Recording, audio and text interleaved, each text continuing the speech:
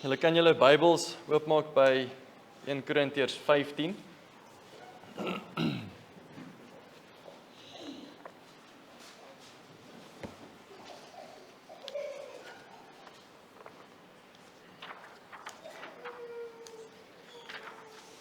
Ons lees daar net vers 20 tot 28.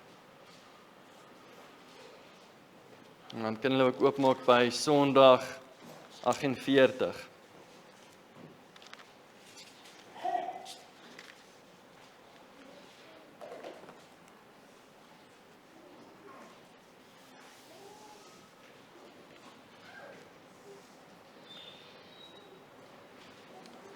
Goed, hoor die woord van die Here.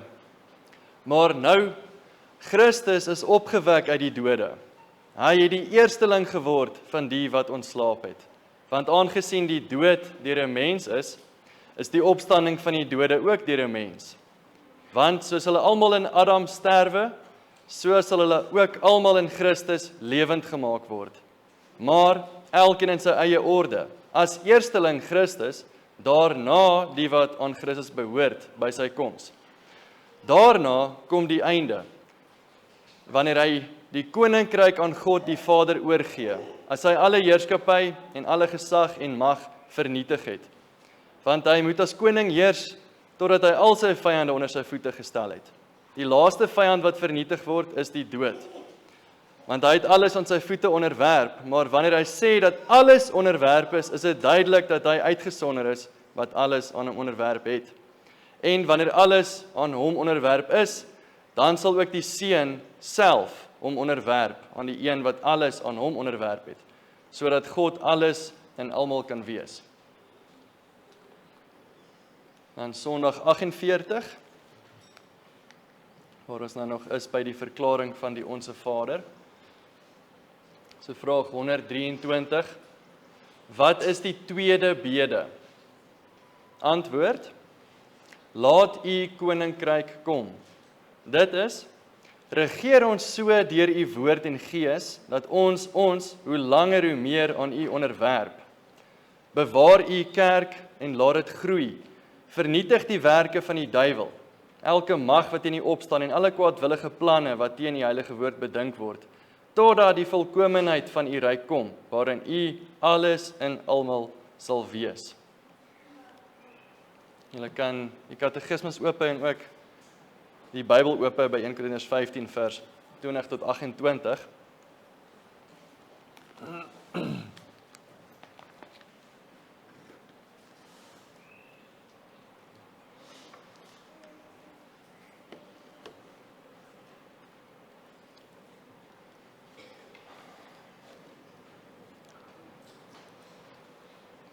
Jesus leer ons, wanneer ons bid, dat ons moet vra dat God sy koninkryk moet laat kom. Duidelik is die gedagte van 'n koninkryk belangrik in hierdie tweede bede. Daarom is dit nodig om te verstaan wat Jesus met die koninkryk van God bedoel, sodat ons beter kan weet waarvoor ons moet bid. Ons kan vra, wat is 'n koninkryk? Dit is 'n koning wat regeer. Die koning het onderdane. Die koning het 'n wet. Die koning het 'n grondgebied. Die koning wil regeer tot die beswil van sy onderdane. So, ten minste 'n goeie koning wil dit doen. En dit het dan met ander woorde voordele vir die onderdane, as die koning tot die beswil van hulle regeer. En die koning het ook dikwels vyande, of 'n vyand. En 'n koninkryk het 'n stelsel van administrasie. Daar's amptenare wat die koning aanstel. En hulle het sekere take wat hulle moet doen, sodat hulle die beswil van die onderdane kan verseker. Die Bybel het baie te sê oor die tema van God se koninkryk. Selfs al kom die woord koning, of koninkryk, of die koninkryk van God nie eers in die teks voor nie, wanneer ons hierdie onderwerpe wat ons nou net genoem het, wanneer ons dit sien, dan weet ons hierdie tema van die koninkryk is teenwoordig. En as ons dit nou in ag neem, dan kan ons sien, daar's eintlik 'n geweldige rykdom in die Bybel oor God se koninkryk, wat ons kan bestudeer en bespreek. En soos ons daardie rykdom al hoe meer begin ontgin, dan kry hierdie gebed wat Jesus vir ons leer, nog meer diepte. Ons kyk vanaand na 1 Korintiërs 15 vers 20 tot 28. Ons gaan vers vir vers deur die gedeelte werk. En dan soos ons deur die gedeelte werk, sal sal hierdie aspekte van die koninkryk na vore kom wat ons net genoem het. En dan kan ons uit hierdie teks uitleer wat hierdie gebed van Jesus behels. Selfs al gaan die teks 1 Korintiërs 15 nie direk oor die koninkryk van God nie. Dit gaan hoofsaaklik oor die opstanding uit die dood uit. Maar die tema kom wel hier na vore en die opstanding dra eintlik die boodskap baie kragtig vir ons oor.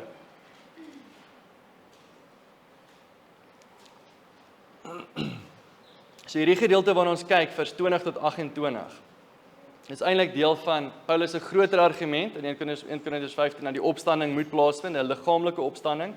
En hierdie gedeelte wat ons nou lees, maak Paulus argumente uit die Ou Testament, uit die Ou Testament profeteer dat die liggaamlike opstanding moet plaasvind. So kom ons gaan kyk nou na hierdie teks. Ons gaan eers kyk na vers 20 tot 24, dan vers 25 tot 27 en dan laastens vers 28.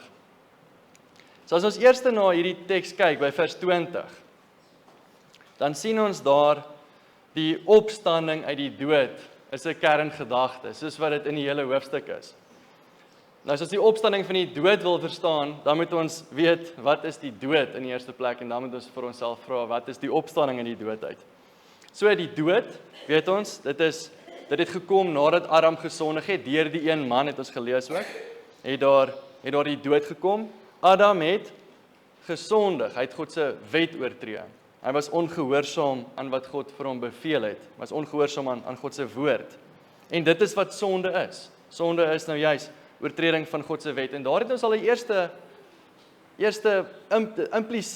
implisiet hierso die koninkryk van God. As ons dink aan 'n wet, dan dink ons aan 'n wetgewer. Daar het ons al klaar die koning, die gedagte van die koning, as ons hierdie praat van die dood wat gekom het as gevolg van die oortreding van God se wet. En dan het ons ook al klaar die wet self natuurlik, ons het die koning, ons het die wet, en dan het ons ook al klaar vyandskap teen sy wet. Sien julle daai aspekte van die koninkryk wat al reeds hier so uitkom. Dan weet ons ook die dood, wat is dit nou, vra ons nog vir onsself? Die dood is God se straf oor die sonde. En die dood is nie net bloot biologiese dood. En natuurlik het daar biologiese dood ingekom na die sondeval. Mense kry fisiseer, mense gaan word siek, mense gaan dood, fisies, biologies.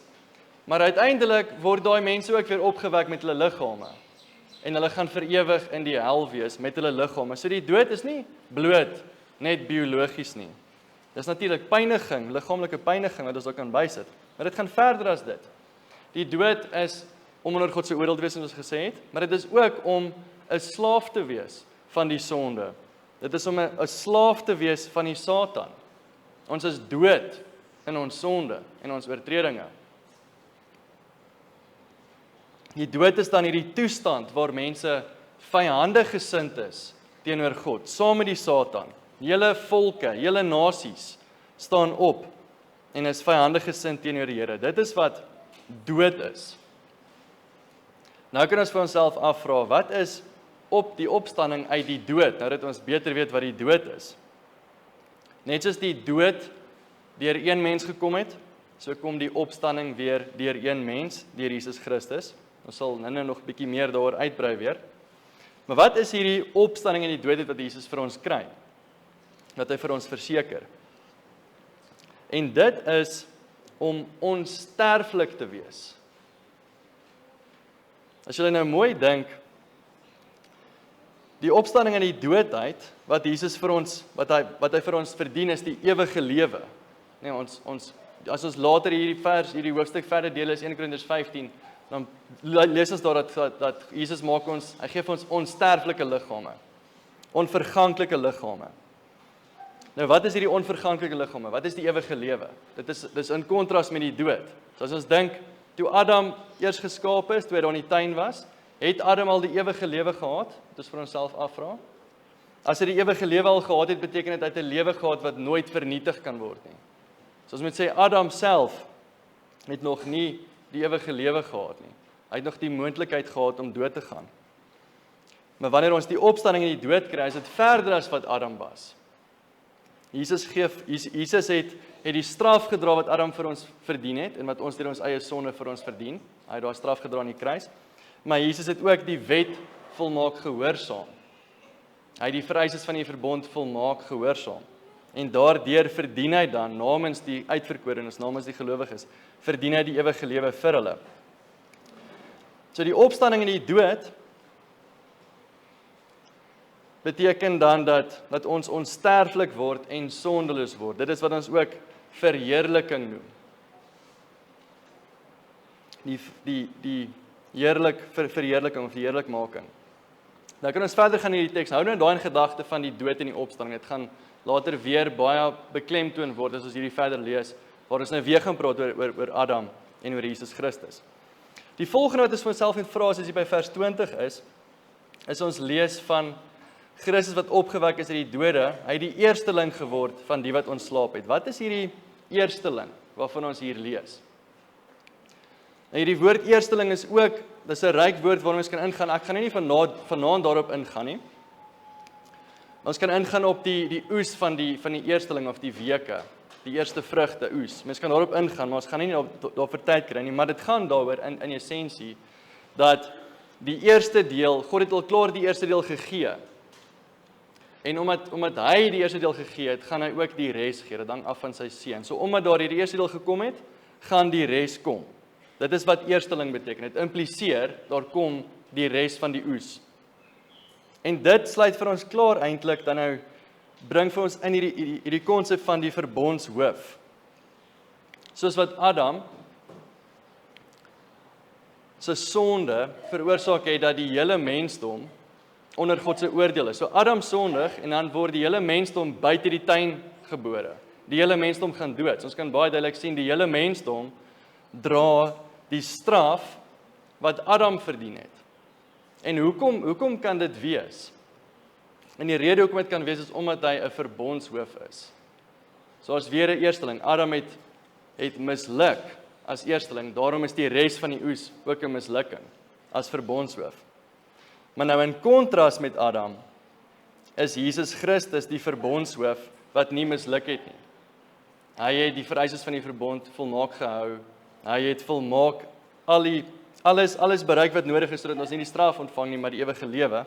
En daarom gaan die oes groot wees, wat hy gaan dit verseker. Nou as ons praat van die verbondshoof, dan praat ons ook van die administrasie van die koninkryk.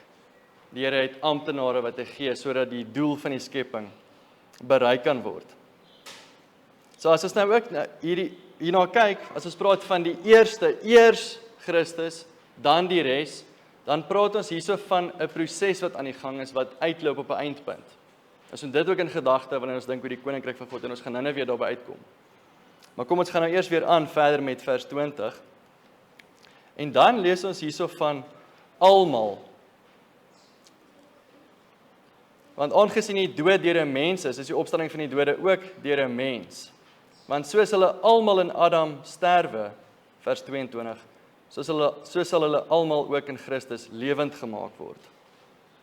So sommige mense meen dat hierdie alle mense beteken die som totaal van elke mens wat nog ooit op die aarde gebore is, of wat tot stand gekom het op die aarde. Maar as ons nou gaan kyk in die konteks, dan gaan ons sien, die almal is ook die wat aan Christus behoort. So kom ons kyk hierso, dit praat hierso van die wat ontslaap het in Christus gaan saam met hom opstaan. Dit is die mense wat bevoordeel word deur Jesus se opstanding. Daar die mense wat ontslaap is, hulle word gewoonlik, die gelowiges word gewoonlik genoem dat hulle ontslaap het. En dan sien ons ook in vers 23, maar elkeen in sy eie orde, as eersteling Christus, daarna die wat aan Christus behoort by sy koms. So die almal hier is almal van 'n spesifieke groep. Maar die spesifieke groep waarna hy verwys word, is nie noodwendig alle mense oor die hele wêreld nie. Dit is alle mense wat aan Christus behoort. So as hy daar sê, almal het in Adam gesterf, dan praat hy hierso van die uitverkorenes. Het aan Adam gesterf, maar die uitverkorenes wat in Christus deel het, hulle almal sal ook saam met Christus opstaan. Dit is dan die onderdane van die koninkryk wat ons hierso sien. Dit is die mense wat die voordele kry van die koninkryk. En dan kan ons gaan na vers 24 en 27 toe. En hier in vers 24 kry ons dan hierdie stelling wat sê, daarna kom die einde, wanneer hy die koninkryk aan God die Vader oorgee, as hy alle heerskappy en alle gesag en mag vernietig het. So wat beteken dit dat Jesus aan die einde die koninkryk aan die Vader oorhandig of oorgee? Dit beteken, daar is 'n doel waarby alles uitgebring word, wat ons nou genoem het. Die eersteling impliseer die hele oes. Daar's 'n doel en dan is daar 'n proses, daar's 'n manier hoe daar by hierdie doel uitgekom word. So ons het weer die idee van die administrasie van die koninkryk. Hierdie sê vir ons, daar is 'n tydstip waarna die wêreld, na hierdie tydstip, gaan die wêreld radikaal anders en onomkeerbaar anders wees vir God se volk, as wat dit voor daardie tydstip was. Daar kom 'n tyd waarin daar geen meer weerstand teen God se regering sal wees nie. Ons lees daar so alle vyandskap, alle mag sal vernietig word. Dit beteken die moontlikheid vir sonde en om weer in die sonde te val bestaan nie meer vir God se volk nie. Ons het nou gepraat van die opstanding, die heerlikheid, die onsterflikheid. Dit is die eindproses, dit is die verheerliking, dit is waar ons gaan kom. Op daai oomblik gaan die wêreld nooit weer dieselfde wees nie.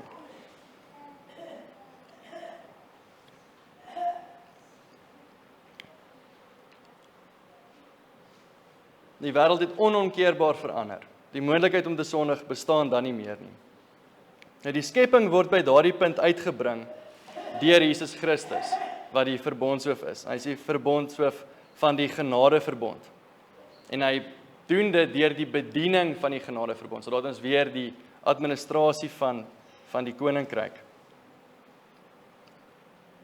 Nou om Jesus se werk, sy werk in die genadeverbond en ook die administrasie van die werkverbond te verstaan, is dit belangrik om dit te kontrasteer met Adam, die verbondshoof van die werkverbond.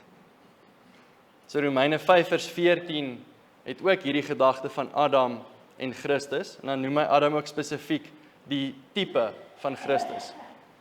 En ons weet tipes, die Here het tipes gegee in die Ou Testament, sodat hy ons deur hulle meer van Jesus Christus kan leer. So ons moet Adam beter verstaan om Christus beter te verstaan. En Paulus maak eintlik 'n verwysing hierso in vers 25, na Psalm 110 vers 1, en in vers 27 maak hy 'n verwysing na Psalm 8 vers 7. So vers 25 lees, want hy moet as koning heers, totdat hy al sy vyande onder sy voete gestel het. So daai totdat hy alle vyande onder sy voete gestel het, is 'n aanhaling uit Psalm 110 vers 1. En dan Psalm 8 vers 7, of kom ons lees eers vers 27, want hy het alles aan sy voete onderwerp. Maar wanneer hy sê dat alles onderwerp is dit duidelik dat hy uitgesonder is wat alles aan hom onderwerp het. So daai want hy het alles aan sy voete onderwerp is 'n parafrase van Psalm 8 vers 7. So Paulus verwys na hierdie twee teksgedeeltes en hierdie teksgedeelte self is 'n heenwysing na Genesis 1 vers 26 en 27 waar God vir Adam gesê het hy moet regeer en onderwerp. Nou in Genesis skep God vir Adam en Eva na sy beeld. En ons kan natuurlik baie uitbrei oor God se beeld. Ons gaan nie alles kan noem nie, maar een aspek wat ek wil uitlig hier is dat God vir Adam en Eva gemaak het as onderkonings. Hulle moet sy heerskappy oor die aarde verteenwoordig. So daar is nou weer die administrasie van die koninkryk. Adam was bedoel om 'n administrateur te wees van God se koninkryk, om te wys dat hierdie hele aarde behoort aan God. En God het vir Adam geseën en beveel om vrugbaar te wees en die aarde te vul en die aarde te onderwerp en daaroor te heers oor al hierdie diere. Maar in plaas daarvan dat Adam oor die diere geheers het een van die diere oor hom geheers. So ons lees die slang was verstandiger as al die diere van die tuin. As al die diere van die veld.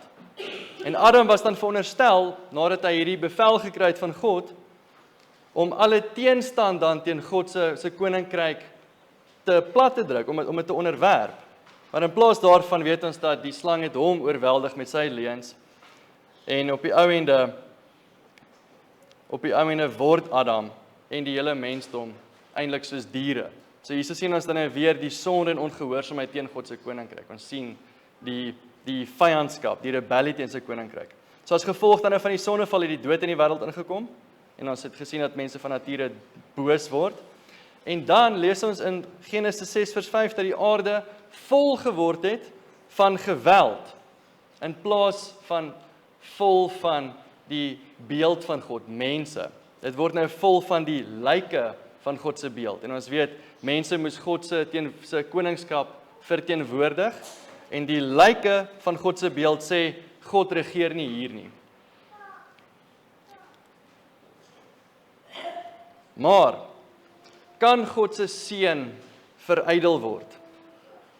As God vir Adam geseën het om hierdie taak te verrig, om vrugbaar te wees en die aarde te vul en dit heeltemal te onderwerp en daaroor te heers, kan God se seën gestop word? Nee, Psalm 8 vers 7 en Psalm 110 se terugverwysings hier na Genesis wys dat God se doel nie verydel kan word nie. Daar sal dan met ander woorde nog 'n Adam kom, van wie die eerste Adam eintlik in elk geval net 'n skaduwee was. Die seën gaan eintlik oor die seun, Jesus Christus. En hierdie nuwe Adam sal die laaste Adam wees, soos ons lees in 1 Korintiërs 15 vers 54, en hy sal nie misluk nie. Hy sal die hele aarde volmaak van mense wat God dien en aan hom gehoorsaam is. En Jesus doen dit deur in die uitverkorenes se plek te sterwe en die wet in hulle plek te hou, en dan verwerf hy die reg om die Heilige Gees aan die uitverkorenes te skenk, en die evangelie word dan verkondig deur die werk van die Gees, en daardeur word die uitverkorenes effektief geroep, hulle word wederbaar deur die Gees. Hy maak hulle onderdanig aan God. Jesus verslaan ons met sy woord, dat ons, alhoewel ons vroeër rebels was, onsself nou onderwerp aan God. Daar sien ons weer die administrasie van die koninkryk en die bediening van die genadeverbond.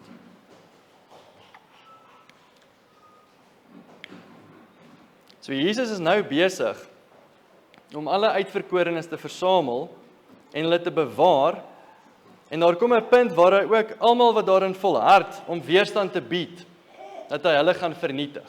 Die ongelowiges en die Satan en al die demone. En daarna gaan die wêreld onomkeerbaar anders wees, waarin daar nooit weer weerstand sal wees nie. En daar kan ook nie eens meer weerstand wees nie. En dan sal die administrasie van die genadeverbond, hierdie bediening van die genadeverbond, gaan nie meer op dieselfde manier nodig wees nie. Dit sal nie meer nodig wees om in die prediking mense op te roep tot bekering nie. Dit sal nie meer nodig wees om die tug te bedien nie. As ons nou dink aan die tekens van die kerk. Dit sal nie meer nodig wees om hierdie dinge te doen nie, want niemand gaan dan meer sondig nie. Dit gaan nie nodig wees om vir iemand te sê, ken die Here nie. Want almal gaan die Here ken, van klein tot groot, van oud tot klein, tot jonk. En dit is dan in hierdie sin wat Jesus die koninkryk aan die Vader oorhandig. Hy sê, my taak is afgehandel, ek het al die uitverkorenes versamel, ek het al die weerstand vernietig, en nou is daar hierdie nuwe tydperk waarin ons ingaan. So wanneer ons dan bid, laat die koninkryk kom, vra ons dat God die administrasie sal gee, waardeur uitverkorenes versamel word en waardeur hulle bewaar word. So ons vra dan met ander woorde, dat God ons sal tug. Ons vra dat hy ons sal oproep tot bekering. Ons sê nou nog, die een vir die ander, ken God. Maar, wanneer ons vra dat die koninkryk kom, dan bid ons, dan vra ons ook vir die Here, dat die eindpunt sal kom. Waarby ons nooit weer, in hierdie tydperk, waar ons nooit weer sal sondig nie, waar die moontlikheid ook nie bestaan nie, waar daar 'n radikale verandering plaasgevind het. En dan kan ons gaan na vers 28 toe. Daar lees ons dat God alles in almal is.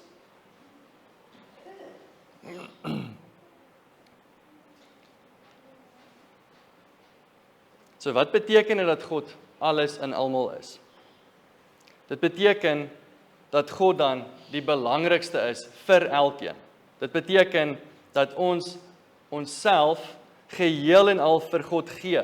Ons behoort geheel en al aan hom. Ons hou nie een gedeelte van onsself terug van hom nie. Ons hou nie God se wet half nie, maar ons hou sy wet ten volle. Ons het hom dan lief met ons hele hart, hele siel en hele verstand en al ons krag. Dit beteken dan as dat God alles in almal is. Ons gaan alles van onsself vir hom gee. Hy gaan ons alles wees, kan ons dan sê in ander woorde. En dan is ons volkome aan God toegewy. Dit is mos nou wat dit beteken om geheilig te wees. En sien hoe sluit hierdie gedeelte aan by die vorige gebede. Laat u naam geheilig word.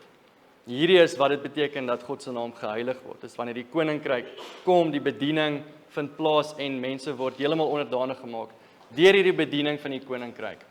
Dan gaan mense hulle self heeltemal aan God onderwerp en hy gaan alles en almal wees. Dan word God geheilig. Net 'n kortlikse, ons kan 'n bietjie afdraai net oor hierdie teks. Dit gaan nie noodwendig waaroor ons nou praat, die tema van die katekismus nie, maar wanneer Jesus homself aan die Vader onderwerp, kan die vraag by mense opkom, beteken dit nie dan dat die Seun dalk nie self God is nie? Want hierso lyk dit vir ons asof hy dan nou minder belangrik is as die Vader, asof daar dalk 'n soort van 'n rangorde in is. En wat belangrik is om hier te sien is dat dit praat van Jesus na sy menslikheid, deur die een mens. Dit gaan oor Jesus se bediening as mens. Dis sy menslike natuur, die Messias, die koning, as mens wat homself aan God onderwerp. Nie Jesus se goddelikheid nie. So ons met die persoon Jesus en sy twee nature moet ons onderskei. So dit is Jesus na sy menslikheid wat homself aan God onderwerp, nie Jesus na sy goddelikheid nie. En dan kan ons afsluit en hierdie gedeelte toepas. So Jesus se gebed leer ons wat ons begeerte behoort te wees aan die een kant. En wat ware burgers van die koninkryk se begeerte sal wees en wat dit is. Is dit jou begeerte dat God alles in almal moet wees, jou ingesluit? Is dit vir jou 'n aangename gedagte dat daar niks is wat jy vir God kan weghou nie? Nie een sonde nie. Dat hy geheel en al op jou beslag lê. Is dit 'n aangename gedagte? Is dit iets wat jy begeer? Die gebed spreek tog daardie begeerte uit. Is daardie begeerte in jou hart? En gebed is egter nie net daar om vir ons 'n refleksie te wees van ons eie begeertes nie. Natuurlik is dit 'n goeie manier om ons begeertes van ons harte te ontbloot as ons kyk na ons gebedslewe. Maar mens bid ook omdat gebed 'n werklike uitwerking het. Of anders gestel, as daar nie gebid word nie, sal daar nie iets gebeur nie. Soos Jakobus stel, julle ontvang nie omdat julle nie bid nie, of nie reg bid nie. Jakobus 4 vers 3. En soos ons ook vroeër bely het in Sondag 45, God skenk sy genade en Heilige Gees alleen aan hulle wat hom met hartlike versigtings sonder ophou daarom bid en daarvoor dank. So dit is moeilik om te verstaan vir ons menslike verstande hoe dit werk, gebed.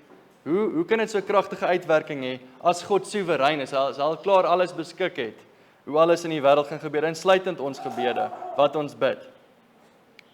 Maar dit is dieselfde as God se soewereiniteit en ons verantwoordelikheid.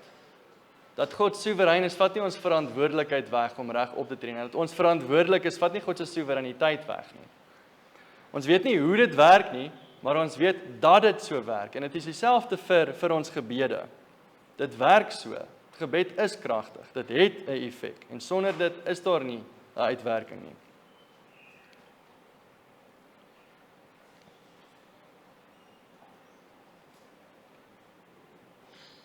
So wanneer ons dit dan nou bid, laat u koninkryk kom, is dit 'n gebed wat ook sal uitkom. Dit is nie soos in Jakobus waar hy sê, julle ontvang nie, want julle bid nie reg nie. Jesus leer ons hoe om reg te bid. Dit is dan 'n gebed wat sal uitkom. Dis 'n gebed wat in lyn is met God se wil. So ons sal ontvang, want ons bid reg. Ons sal met ander woorde groei in liefde vir God en kennis van God, as ons daarvoor vra. Ons sal groei in liefde vir mekaar. Ons sal groei in wysheid, om God se wet reg toe te pas, tot die beswil van ons naaste en tot God se eer. Ons sal getugtig word. Ons sal met God se woord bedien word. Ons sal deel in daardie tyd waar alles onherroepelik verander is, waarin God alles in almal sal wees en in ons sal wees. Dan kan ons hoor, salig is die wat honger en dors na geregtigheid, want hulle sal versadig word. Kom ons bid saam.